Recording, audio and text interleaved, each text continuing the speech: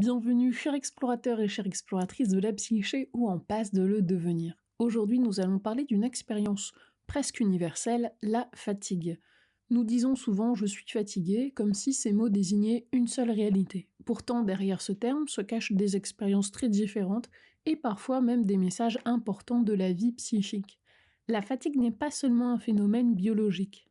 Elle est aussi un phénomène psychologique. Elle apparaît lorsque nos ressources, physiques, émotionnelles ou psychiques, sont sollicitées au-delà de ce que nous pouvons soutenir durablement.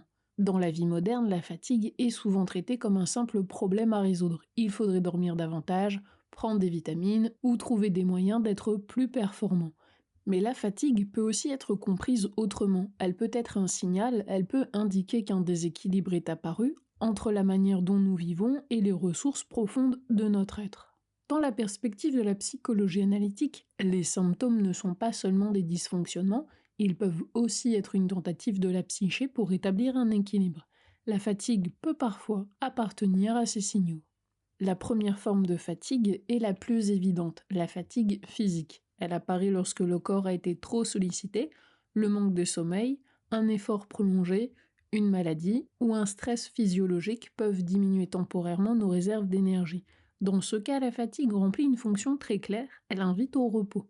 Le corps réclame une pause pour restaurer ses capacités. Mais il existe aussi une fatigue psychique. Dans les sociétés contemporaines, l'esprit est sollicité en permanence. Les informations se succèdent, les sollicitations numériques ne cessent jamais, les décisions à prendre sont nombreuses et notre attention est fragmentée, dispersée, constamment mobilisée. Cette situation crée une saturation mentale. La personne peut avoir l'impression que son esprit n'arrive plus à se concentrer, que la pensée devient lourde, que chaque tâche demande un effort disproportionné. La fatigue psychique est souvent invisible de l'extérieur, mais elle peut être profondément épuisante. Une autre forme de fatigue est la fatigue émotionnelle. Elle apparaît lorsque quelqu'un porte longtemps des tensions affectives, des conflits, des responsabilités relationnelles, des inquiétudes pour les autres. Certaines personnes passent beaucoup d'énergie à maintenir l'équilibre autour d'elles, à soutenir les autres, à contenir les tensions. Cette activité intérieure peut consommer énormément d'énergie, même si elle n'est pas toujours reconnue. Et enfin, il existe une fatigue plus difficile à nommer, une fatigue liée à la perte de sens. Lorsque la vie quotidienne semble répétitive, lorsque les activités n'apportent pas plus de satisfaction profonde, lorsque l'on a le sentiment que l'on avance sans direction claire, une lassitude particulière peut apparaître. Dans ce cas, ce n'est pas seulement le corps ou l'esprit qui sont fatigués, c'est l'élan intérieur lui-même qui semble s'affaiblir. Dans une perspective jungienne, ce type de fatigue peut parfois signaler que la vie extérieure ne correspond plus entièrement aux besoins de la psyché profonde. Il est aussi important de distinguer trois états qui sont souvent confondus, la fatigue, l'épuisement et l'effondrement psychique. La fatigue est un phénomène normal, elle apparaît lorsque nos ressources diminuent temporairement. Elle signale qu'il est temps de ralentir, de récupérer, de prendre soin de soi. Lorsque le repos est possible, l'équilibre revient généralement. L'épuisement est différent. Il apparaît lorsque la fatigue se prolonge pendant longtemps sans véritable récupération. Les réserves d'énergie s'amenuisent progressivement et la personne continue à fonctionner, mais elle le fait de plus en plus difficilement. Dans certaines situations, la personne peut avoir l'impression d'avancer par inertie, sans véritable élan intérieur. Les activités qui autrefois apportaient de l'énergie deviennent lourdes, la concentration diminue, l'irritabilité augmente et le sentiment de surcharge devient constant. Et il existe encore un état différent, l'effondrement psychique. Dans ce cas, ce n'est plus seulement l'énergie qui manque, c'est l'organisation psychique elle-même qui ne tient plus. Les repères habituels perdent leur stabilité. La personne peut ressentir un vide intérieur, une perte de direction, ou la sensation que les structures qui soutenaient sa vie ne fonctionnent plus. Un effondrement psychique peut apparaître après un stress intense, un événement difficile ou une accumulation de tensions prolongées. Mais dans certaines trajectoires psychologiques, ces moments peuvent aussi devenir des points de transformation.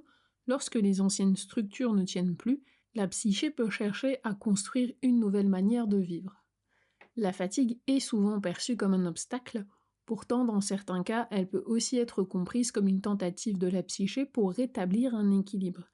Dans la psychologie analytique, les symptômes peuvent être interprétés comme des messages indirects de l'inconscient.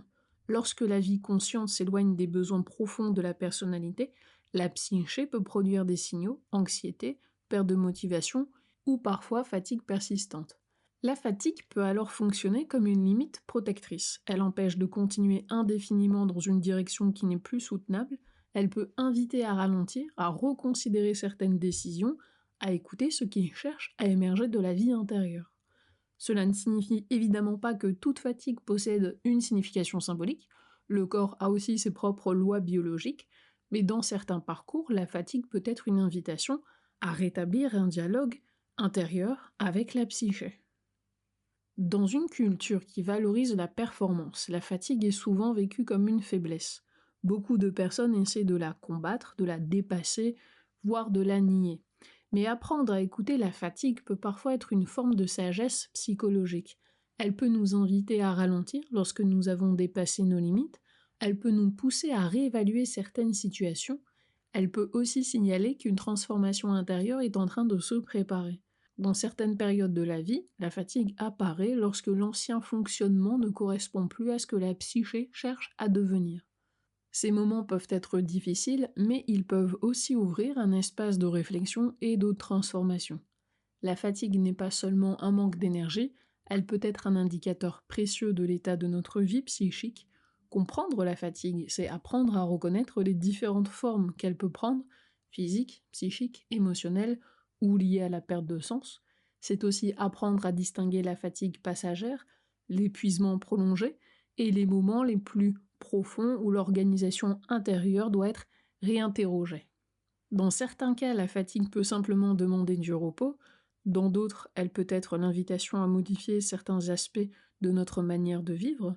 Écouter ces signaux demande du temps, de l'attention et parfois un travail d'exploration intérieure. Si ces questions vous intéressent et que vous souhaitez approfondir la compréhension de la psyché, des archétypes et du processus d'individuation, ainsi que mes formations consacrées à la psychologie analytique.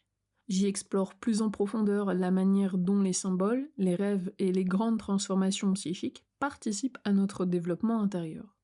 Vous trouverez toutes les informations dans la description de cet épisode. Je te remercie pour ton écoute et pour ta présence. On se dit à très bientôt et n'oublie pas, raconte-moi tes rêves et je te dirai qui tu es.